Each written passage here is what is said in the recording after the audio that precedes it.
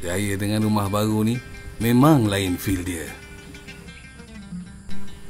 Sehari sebelum raya, barulah semua benda nak buat.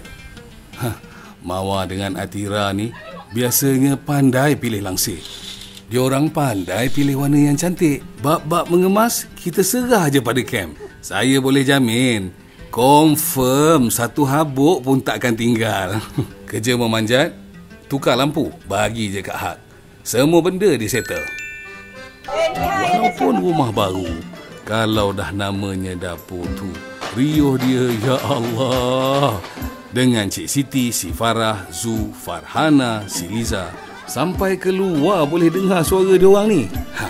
Ini Acong. Dia pakar lemak. Tapi bukan bakar. Beli. Atik. Atik. Atik. Nasihat ni. Ini Atik.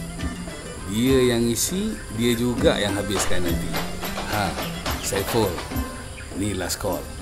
Bab nyalakan pelita, kita bagi dia take over. Selesai pun. Alhamdulillah. Okey, ready. 6 saat ni. Raya tahun ni seronok.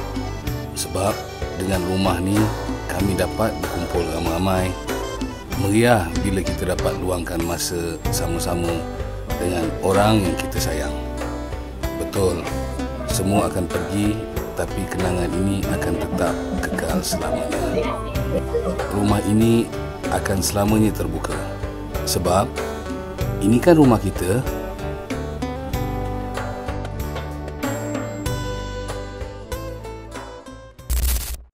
Selamat Hari Raya Aidilfitri. Maaf zahir batin dari kami SPMB Johor. Unite!